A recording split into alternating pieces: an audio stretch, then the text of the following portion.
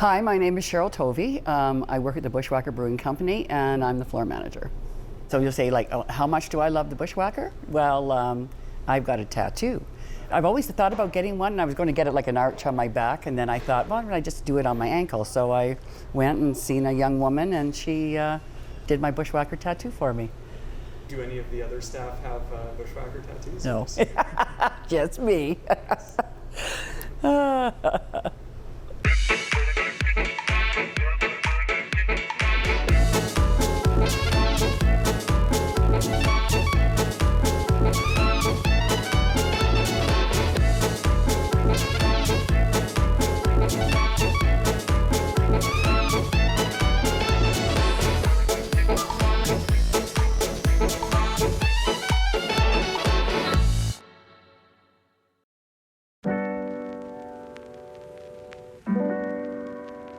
The Bushwakker Brewpub was the first full mash brewpub to open up in Saskatchewan. We are located in the Warehouse District in Regina. Being a brewpub, we are by definition a restaurant with our own in-house brewery. Unlike a microbrewery, we're not really interested in making a lot of beer and shipping it all over the province. 99% of the beer that's produced in our brewery is consumed in our restaurant. So we make scratch-style cuisine and really good beer, and we have lots of entertainment and music events too. Well, our menu is pretty large for a brew pub. Everything from nachos to fish and chips, salads. The daily specials are wonderful, and having our own pastry chef, the desserts are stellar. It's scratch-style cuisine, so nothing is pre-packaged, no boil in a bag, microwave type cooking. Everything is using the raw ingredients. It's real cooking. Under normal circumstances, we would produce over 30 different Bushwakker beers each year, but we'll always have a light lager, we'll always have a dark ale, we'll always have something bitter, we'll always have a fruit beer. I mean, these are beers that everybody enjoys. We also will have a special Saskatchewan craft beer tap. We can't produce everything, we produce a lot, but there's other breweries that are creating some very wonderful stuff too, and we want to help celebrate other Saskatchewan breweries and showcase their products too. Well, the Bushwakker will present, on average, over 100 live music performances each year. Some of the highlights would obviously be St. Patrick's Day, Robbie Burns Day. 3, 2, 1, swing it! Oh!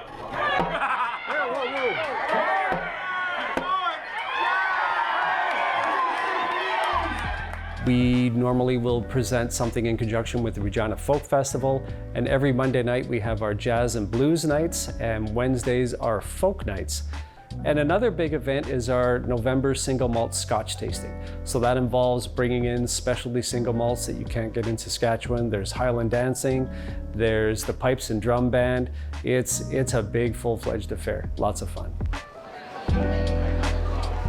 I think that just the niche we've built, food, beer, service, I think that's the bottom line. You know that you're going to get something good from the kitchen, you know you're going to get a good beer from the bar.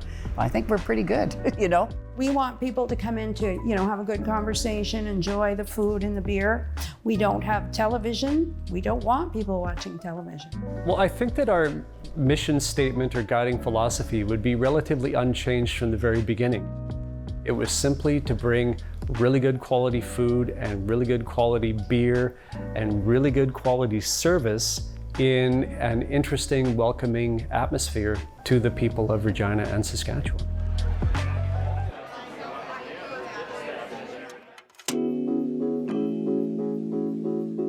Bev Robertson was the founder of Bushwakker, and he was also my father.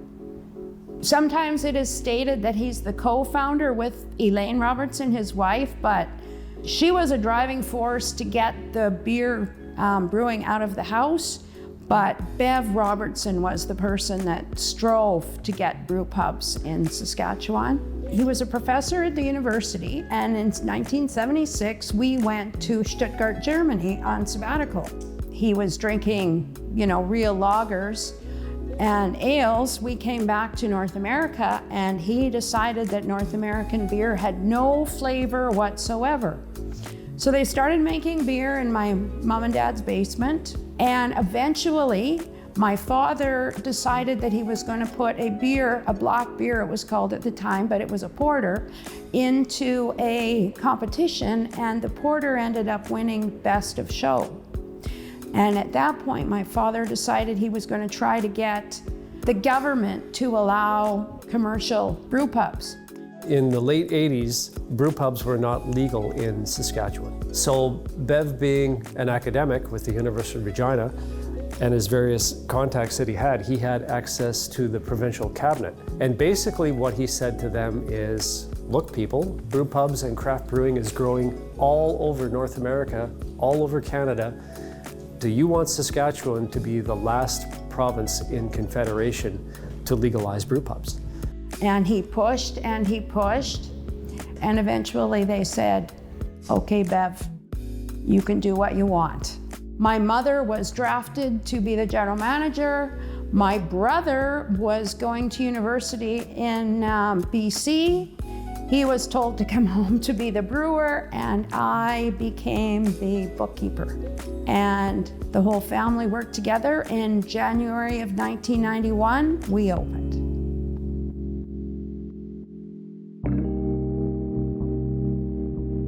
So the name Bushwakker hails back to, well, before Bushwakker was even open. Co-founder Bev Robertson, one of his loves, in addition to being a home brewer, was also cross-country skiing. A group of people that he worked with, some graduate students and other professors, on Fridays in the winter, they would go out to White City or White Butte, and they would go cross-country skiing. So if you're breaking fresh trail through the brush on cross-country skis, that's called bushwhacking. So they called themselves the Bushwackers, and when they started making beer, it was Bushwakker beer. And there is a bottle of that particular porter that won the Best of Show with the original logo on it. I think it's fair to say that Bev Robertson was Saskatchewan's craft beer pioneer, definitely a trailblazer, and he felt he was going to break fresh trails in the Saskatchewan craft brewing industry with his brew pub.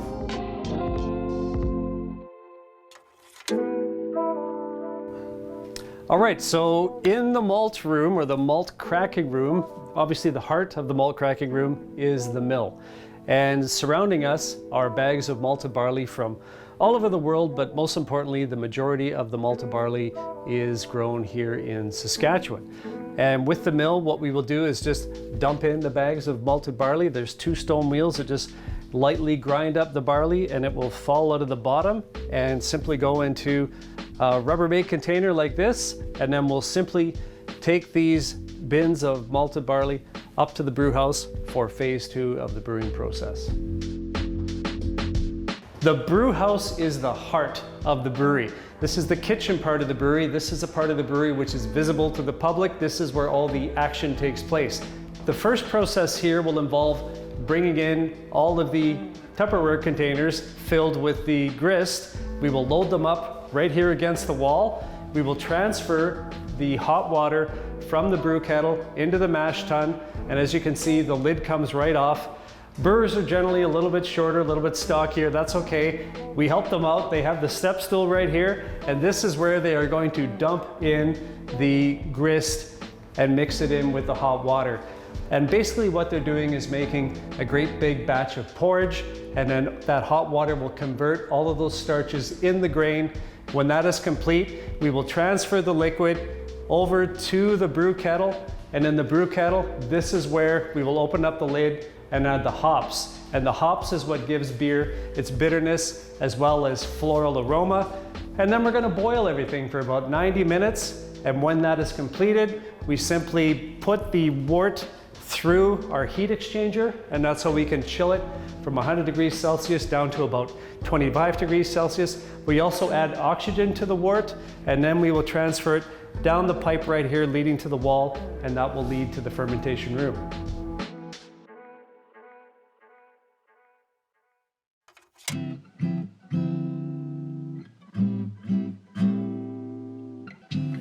Hey there, my name's Dan. We're gonna be building a nacho today. First, we're gonna cut up the corn tortillas. We always use fresh tortillas here at Bushwakker. You can definitely taste it. After we get these cut up, we're gonna move over to the fryers and get them crispy for you.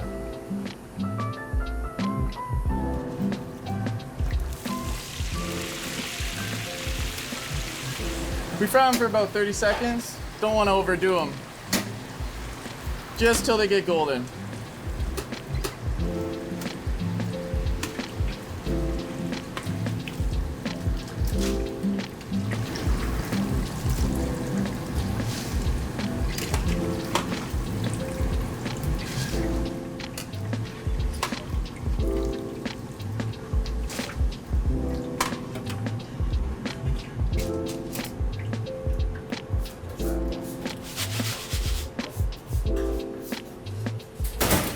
Now we're gonna transfer them.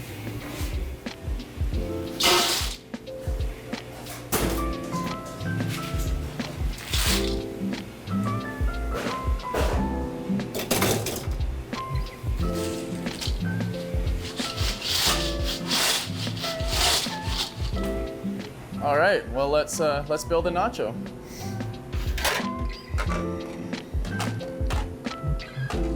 Start out with the chips.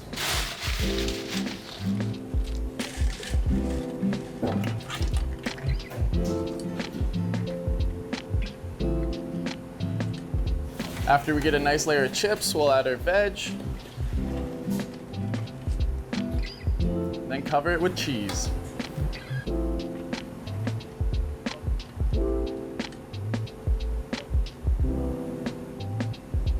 And then we'll do it again.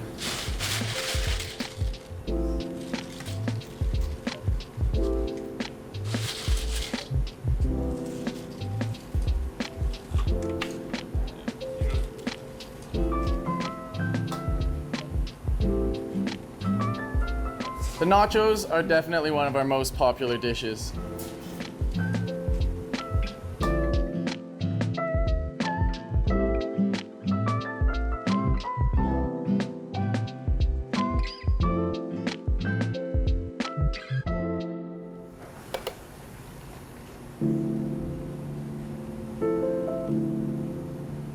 Now they're ready for the oven.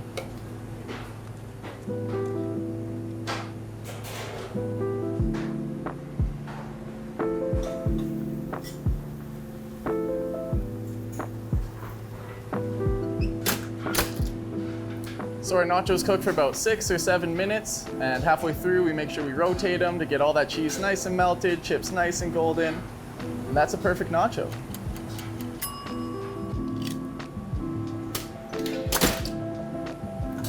And to finish it off, top it with a little bit of fresh tomato.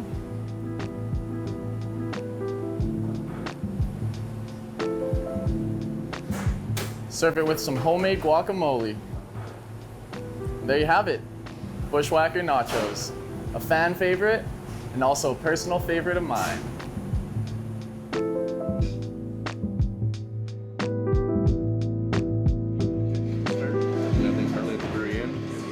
Jeez.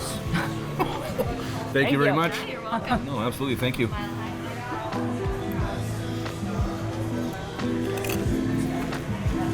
I'm kind of full already. Very good. Well, we are having the Bushwakker nachos, and they are delicious. And as you can tell, like, it is a very generous helping. So definitely be taking some of these home.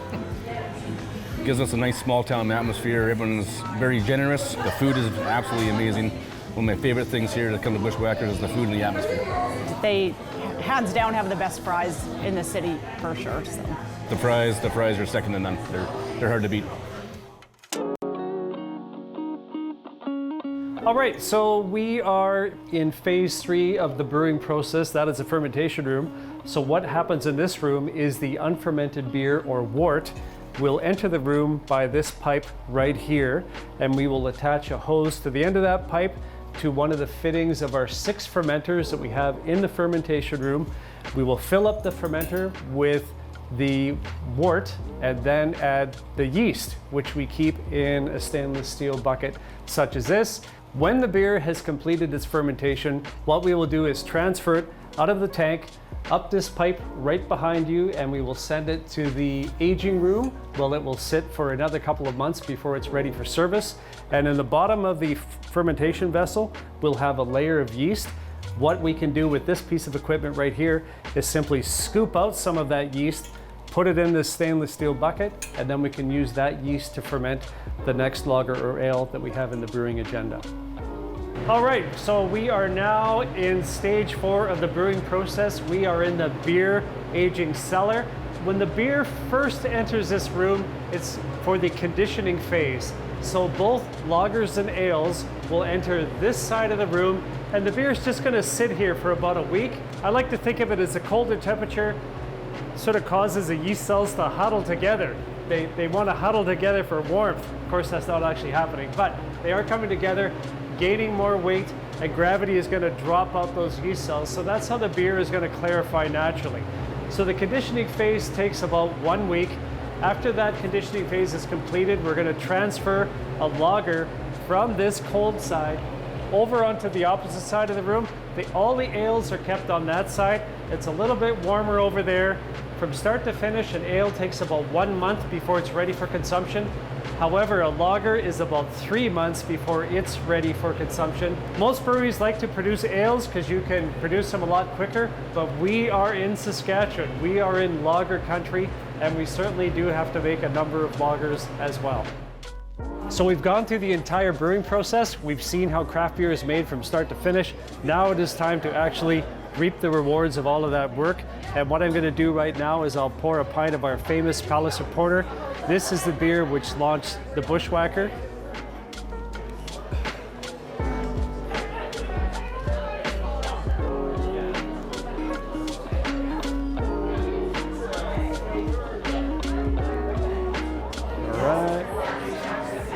And there it is. Cheers, everyone.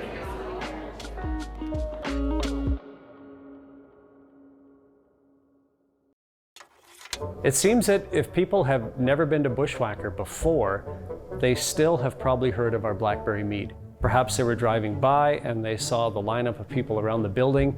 Maybe they saw it on the local news. Maybe they saw it on the national news. For most, waiting in line isn't something to look forward to. But for these die-hard Bushwacker's Blackberry mead fans, this lineup is a yearly tradition. It certainly has garnered a lot of attention over the years. It's made out of honey, which we get from the Lumsden Valley, and we simply will add yeast and some water, and it will ferment away, and we will add 84 pounds of blackberries. And what you have a year later is a wonderful purple elixir at 10.5% alcohol. It doesn't taste like wine, it doesn't taste like beer, it's its own thing. People really like the buzz they get from mead. What brought you out? All the hype. Man, this line was sick, but it's worth it. The lineup is absolutely huge. Oh, it'll be this busy all day. It'll be lined up all day and all night. They have propane heaters, they have lawn chairs, they have a party. Hi, Mom. There better be enough.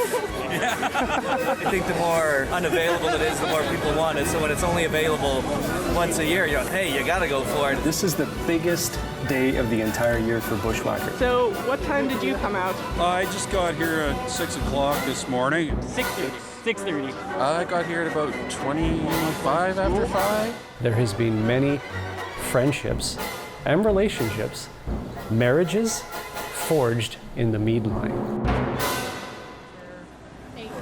You need it.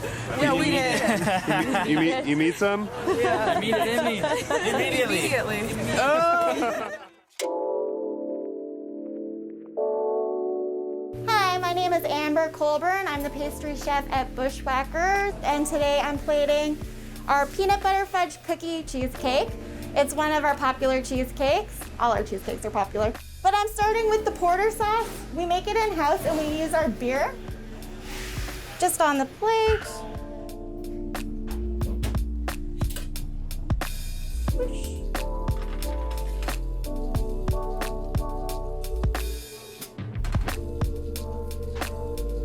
this one is a fudge sauce. We put it on a lot of our stuff, and we also make it from scratch. We make most of our sauces from scratch.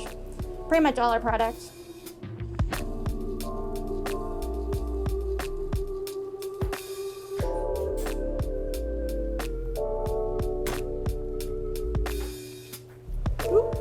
Making a mess.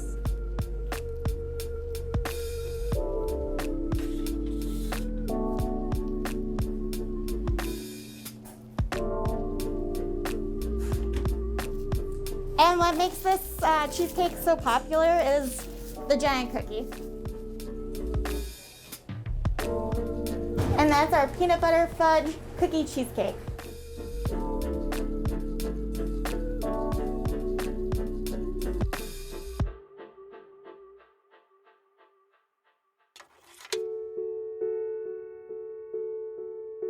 My father and I had a difficult relationship. Now, my father thought that we were butting heads because he would tell me I was crazy, in fact. And we did do personality tests 20 years ago, and as it turned out, my father and I were identical.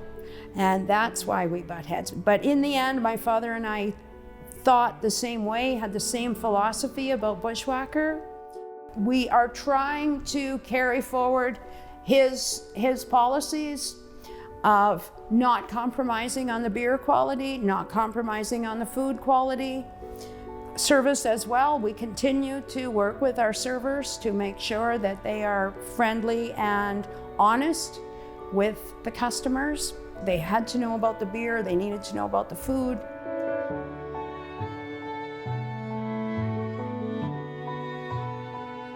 I absolutely feel like I have carried my father's qualities, and if there's a question that I don't know, I will think in my head, what would my dad do?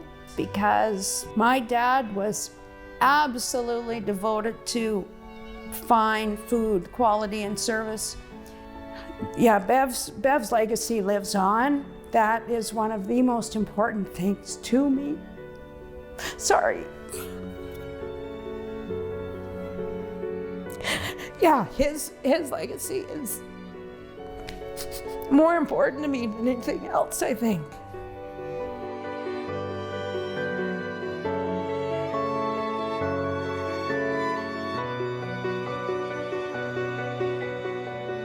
I think that what keeps the Bushwakker people, customers, loyal to us is the quality and consistency of our beer, of our food, and of our staff.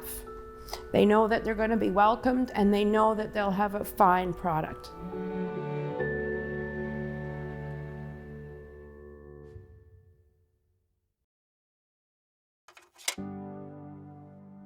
One of the things that people often say about a family-run business is that you get incredible devotion and loyalty. Bushwakker has been, it's been my life for 30 years, and I'm just so glad that Bev and Elaine opened it and I had a chance to work here. I think Bushwakker is a family-run business, and we're known for being very accepting. People find a home in Bushwakker that sometimes can't find a home elsewhere. It's a second home. I hear that all the time. So many of our staff have been here for so long. And of course our customers, so many of our customers have been with us since the very beginning. So they're part of this extended family too. So all of these relationships between the family and the long-term workers and our customers makes for a very, very powerful dynamic that's going on here. It's one of a kind, I think.